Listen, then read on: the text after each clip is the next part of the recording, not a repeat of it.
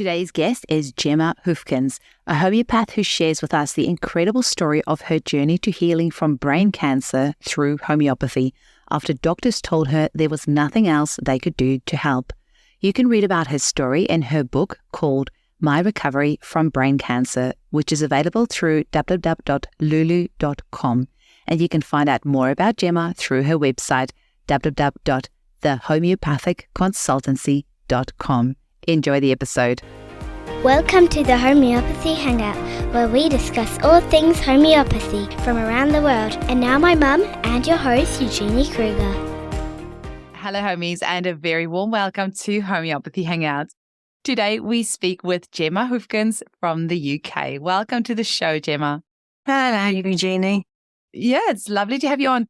Tell us a little bit, Gemma, how did you first discover homeopathy? Well, I had tumours in my head and they were being treated with radiology and chemotherapy. And I was just getting worse and worse. And my sister-in-law came to me and she said, why don't you try my homeopath?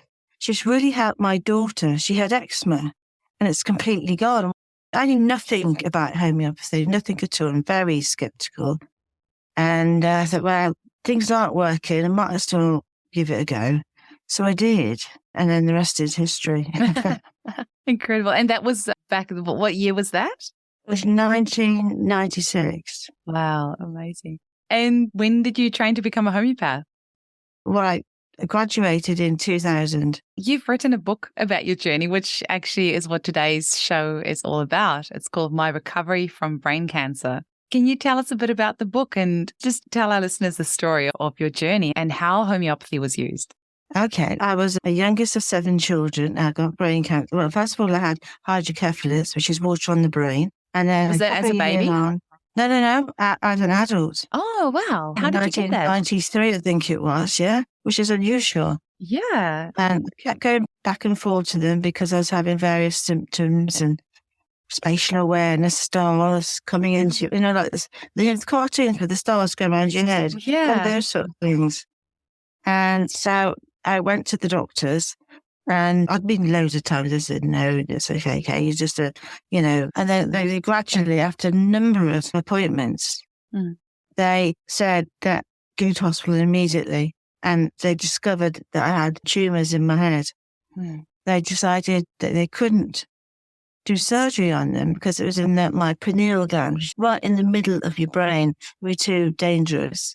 So they did a biopsy and then they started off with the radiology. And then they said that wasn't enough. Let's do more radio, but not general, but more specific on the tumours because it had spread down my spine as well. Oh my gosh. Yeah. So that didn't do enough. It did something, but not enough. So they said, we'll do chemotherapy. Wow. At that point, I'd go back and forth to my parents. I was living in London. My parents lived in Worcestershire at that time. And also my homeopath for the first time. I don't know how your listeners will react to this, but I'm quite honest and truthful.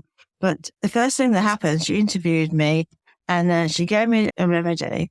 And I went up to the toilet and came back. Now that's important because I hadn't been to the toilet, as in stool, for weeks and weeks, even months. I can't even remember. But the doctors gave me suppositories and apricot oil and all sorts of things. I think was happening. I was keeping everything in. And I thought, well, I went to the toilet and I came back and said, what happened?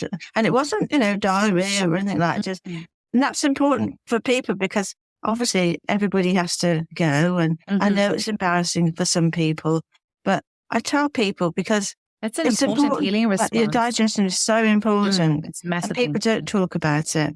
Oh, I talk about it a lot. It's one of my favorite topics. That's complete coincidence. Being skeptic, complete coincidence. But it carried on. She kept giving me remedies. At that point, my parents gave her some pictures and said she just didn't recognise me before and till now. And I put on 4 stone in 4 weeks. Wow. Probably because of the steroids, which ripped my skin. So there's lots of scars I had. And I couldn't open my eyelids voluntarily. I had to lift it up to see anything. and all I could see is up to my elbow, and that was all fuzzy. Now I can see clearly. I've got a bit of a wonky eye because maybe the tumours, maybe the biopsy damaged my head, but I do need glasses. I used to need 35 prisms to see anything much. Now I don't need any. I've still got long and short vision, but hey, yeah, brilliant. How long was the journey to recovery? So did you continue with the radiation and the chemo and the homeopathics alongside? Like, what was that journey like? No, they said our treatment isn't working. There are no other viable options for you. Wow. And I've got in my notes in my book, because I wanted to prove to people. People say, oh, yeah, she's making it up. She's one of those people or something. I've got all my medical notes in the book to prove that happened. So, yeah, the oncologist registrar said there's no viable option for Gemma. My homeopath started with hopefully detoxing me from any reactions from the chemotherapy.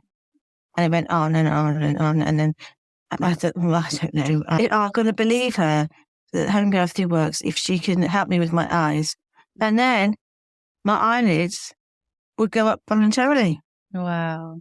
And then it went on and on and on and on. Incredible. I had to tell people. Because if I haven't tried it, there's so many people out there don't know about it, particularly in England.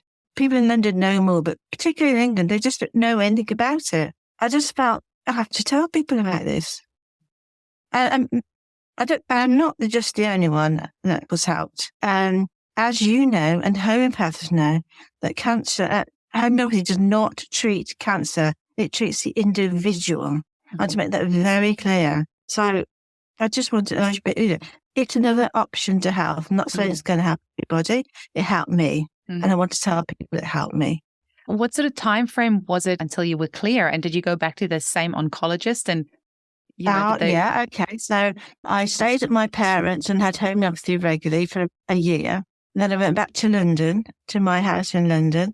And then I had another year there, and I started training to be a homeopath, the College of Homeopathy. I called up my oncologist, and I was quite cross with him because he sent me home, and he said, I don't know whether you know, you told your clients, they said, no, there's no viable option for you. You can either stay in hospital, you could either go to a hospice, or you can go home.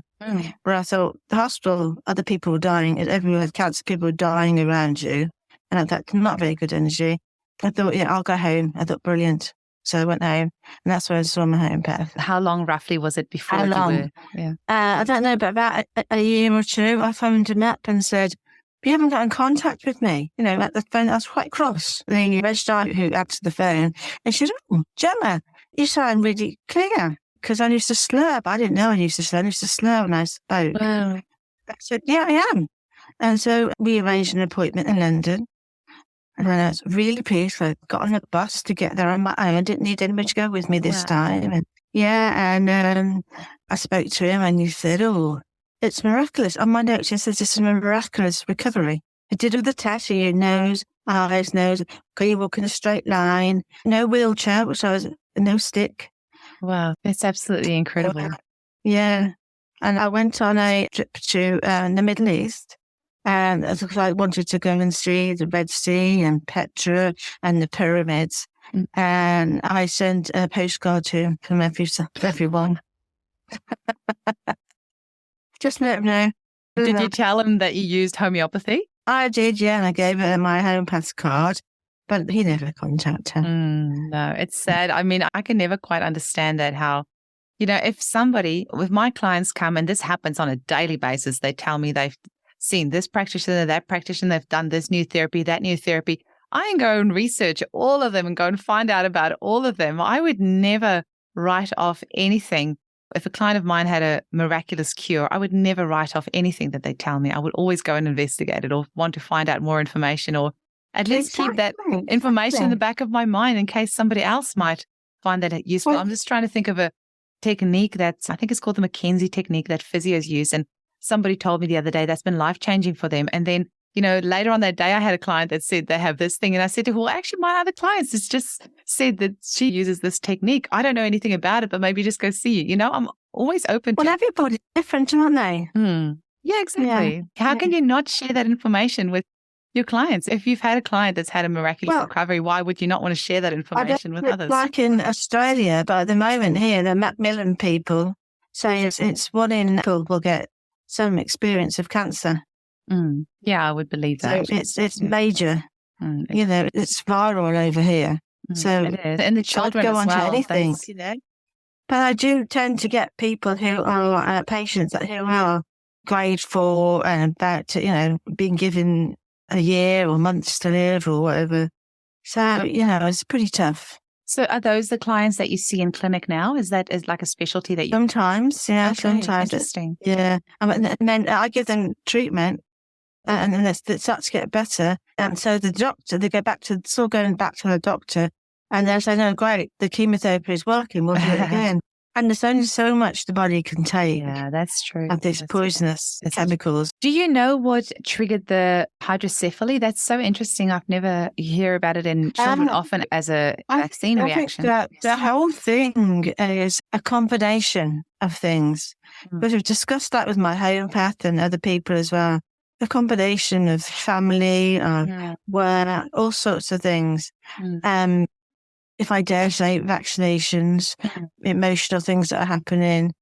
Yeah. Nobody's ever pinpointed that. I think it was just a congregation of the whole thing. Or maybe it was meant to be so I could tell people that. Exactly. What was the journey like for you to write this book? Well, I started because I went to homeopathy and I went to an optician to help me with some glasses. And he said, you could see every time I went back, my eyes started to get better. He said, well, people need to know about this. What is it? And I said, he had a friend who had doing work on a local newspaper. So I put a story in the local newspaper. And then the local news started to contact me. I did the radio and this and that. So that they were saying, well, you must tell people about this. People, you must write a book. And I thought, okay, I'll start writing a book. And I did. And it's taken me a long time. Yeah. And who would you say this book is for? Well, it's for everybody of all ages. In school, you don't talk about what, homeopathy. Nobody knows about it, but I don't over here anyway. Well, the book is to say homeopathy can help. It helped me, so maybe it will help you. So that's all that is really. I'm not giving you what remedies help brain cancer or anything like that because everybody's individual. I put it out there, that my book, the first person that came back to me was actually somebody in North Australia. I was delighted and I said thank you to her and she got back to me and said, a bit disappointed because I haven't got the remedies. What remedies did you use? Doesn't matter. I could tell her what remedies I was given, but it's different for everybody. Yeah, exactly. So really, it's about my story and what happened. And it's just to say, homeopathy can work when you give it a go. Don't wait until the last minute. Not just for cancer, it's for everybody, but all your illnesses. You might go to a doctor too. That's lovely, Gemma. And how can people get hold of you and where can they buy your book? You're going to give out some information about my... It will be in the show notes. All on there. You buy it from lulu.com. They can give me a call if they want to. What I do is Skype. Okay, excellent. And your website is thehomeopathicconsultancy.com. Yes, that's right. Look at my website. Email me.